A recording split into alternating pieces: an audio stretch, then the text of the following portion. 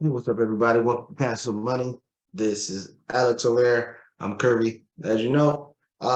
Today we're going to talk about impulse buying. Impulse buying, and we're going to show you the difference between how the regular people impulse buy and then how the wealthy impulse buy. Impulse buy just meaning you see something, you buy it, or you see something on social media or something that you want and you buy it. Just use the emotional, just the wants. We talk all the time about wants and needs. We're just going to show you the difference. And with that, we're going to take it off with the article that was posted on CNBC. I just looked at it yesterday. I sent it to Alex a little while ago. And it just says, despite recession fears and fueled by revenge spending, Americans spend $314 a month on impulse purchases.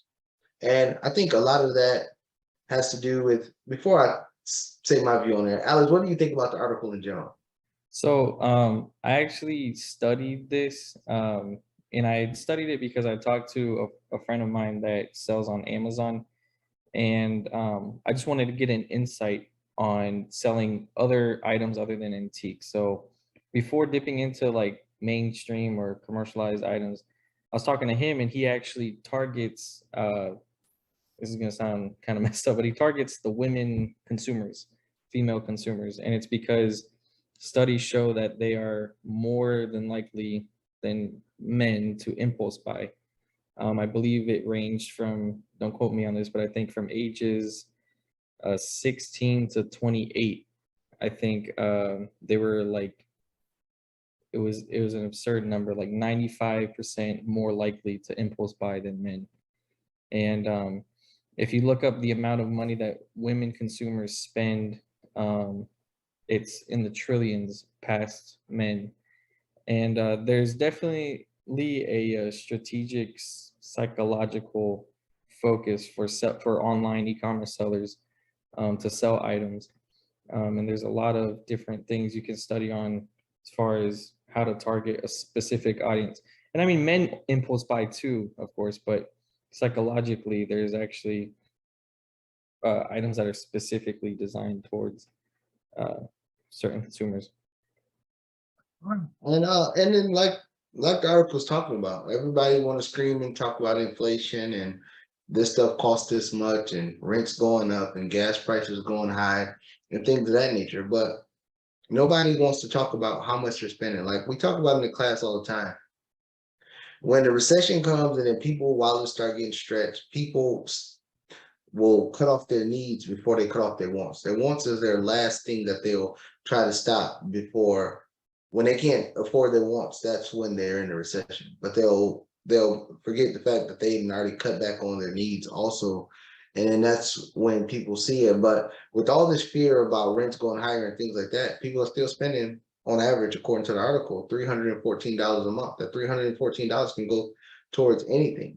And I think I think it has to do with an emotional state of people want to impress others. I sent you the email that I got from the people that I talked to on Thursday, and I was just breaking it down to them, just letting them understand, like, men, when they go impulse buy and when they go buy Jordans, chains, muscle cars and stuff like that, most of the time they're buying it is not because they like them, like the items, it's because they they buy the items because how people will perceive them because they're wearing it. I talked to one gentleman and I explained to him that the only people that you impress when you buy gold chains, Jordans, and all this other name brand stuff is people that can't afford it. Nobody who can afford it comes up to you and say, "Oh man, that's I wish I could have it." So if you want to live your life impressing people that can't afford it, then by all means.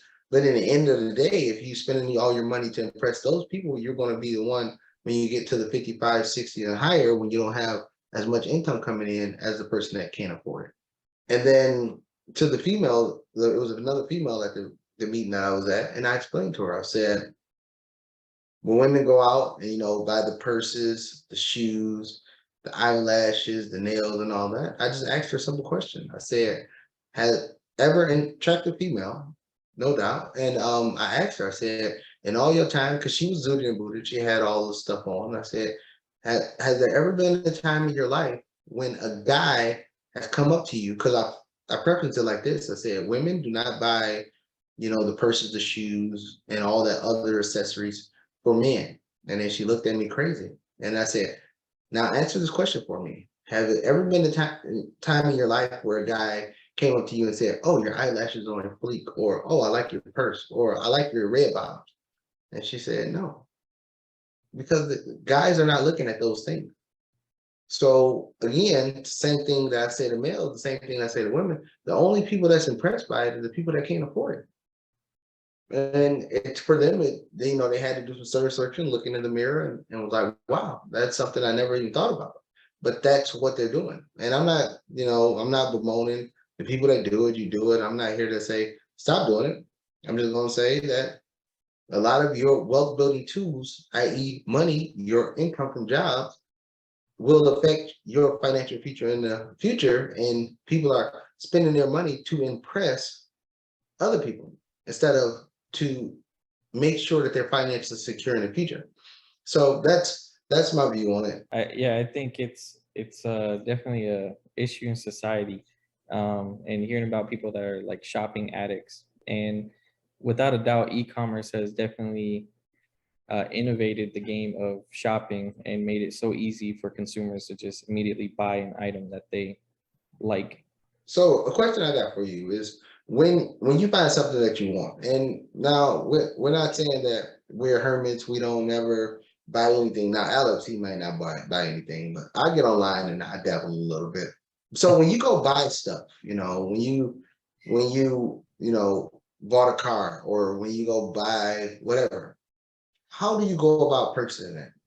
For the car that I just recently bought, I made sure that I had income coming in outside of my job that was passively coming so that I could purchase that vehicle instead of taking it directly from my paycheck and buying the vehicle, because I knew going into buying the vehicle it was not a necessity to buy that specific vehicle, or any wise decision at all. Now I made sure that going into the purchase I could take advantage of tax depreciation for the LLC, um, something that would save me more on gas, things of that. But even then, those things are still not, when you're buying a liability, those things are don't justify a purchase like that. So if it's something that I want, I just make sure that I have the income, not just coming from my job, but outside of my job that can actually support what I'm gonna buy. And that's mainly how wealthy people look at it. And I do the same.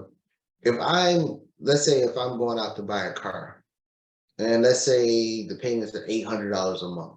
Instead of going to buy that car with money that I have to work for to pay for that car, I would rather pivot and go buy an investment that will free cash flow me $800 a month to pay for that car. Because what that does is, after it pays off that car, it keeps still paying me after that. So I can keep getting car after car after car, but I have to do no more work. I collected my money from work, I did an investment, and it keeps paying me and buying cars after cars after cars if I want them. If I buy the car, pay it off, and I just want to keep the car sitting there, it will keep paying me money after that, because that's the purpose of having passive flows of income, to keep paying for purchases after the fact. Because if you go buy a car with work or W-2 income, the only way you're going to get another car is go back to work. And then all that, and as you stated, that cars are a liability or depreciating asset.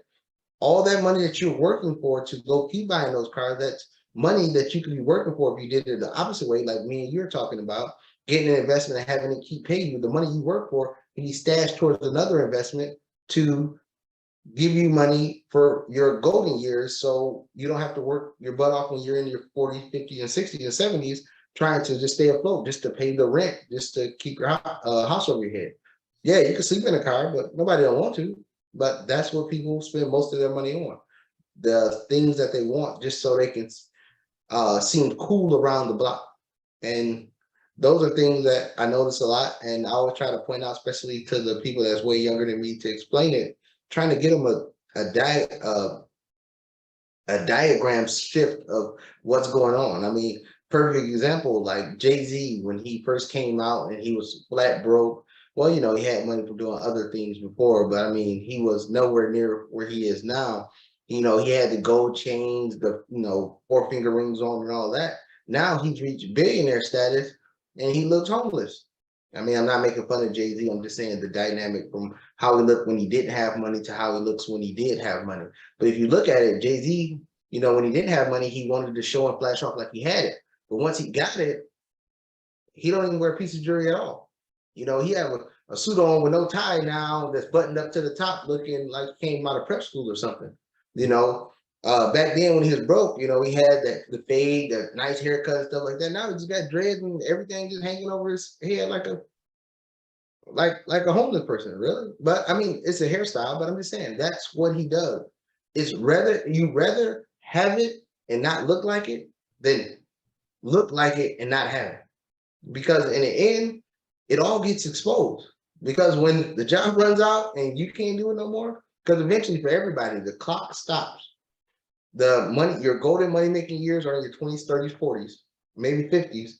But when those times run out and you can't do what you were doing before, it all gets exposed. So you better off being the part instead of just looking the part. Yeah, and I mean, one thing that I still to this day probably can't justify me blowing money on is like food, because I just look at things that you can buy out on the street but make it at home, and I've always taken that option to just cut the convenience cost. But for other things like that, yeah, totally. Well, yeah, for me, food is a big staple in my house. Yeah, we can cook, but we're gonna eat. We're gonna eat. My son, he likes to go out. No, I take that back. My son don't like to go out and eat, so I got to force him out of the house, and it's a chore every time forcing him to get out the house. But we go and eat. I mean, but back in our lean years when we didn't have any money, we sit at home and we did nothing. I mean, yeah, sometimes I mean very busy. I mean, me and my wife running, the real estate side. It's a very busy, taxing thing, and I don't want my wife to sit there and you know be in front of the stove all day and give her a break. Yeah, when the steak day, I'm all for that. I'm all for cooking those. But besides that, we go out and eat. I mean, most of the days we eat at home, but we go out and we dabble a little. We spend a dime or two on some food. I can't deny that. Everything else we don't spend money on, but food we gonna eat that. Ice cream probably the number one expense in our house actually. Wow. But with all that being said, guys, thanks for listening to the video. Make sure you like, subscribe, and comment in the comment section. Point out some things that maybe you impulse buy on that is not justified, or things that you need to pivot in your life and stop paying for just to be part of the in crowd. Because usually the popular people, especially for you young kids, the most popular people that's in high school are usually the brokest people in adult life, because they're popular because they have all the stuff that you want, that your parents won't buy you. But then when they become adults, they still think they got to live that legacy of, oh, I got to have the newest and greatest and latest stuff. And then what happens is their jobs don't afford them that opportunity. So if you have stories that relate to that, please comment below and we'll see you next time. Have a good one. See you guys.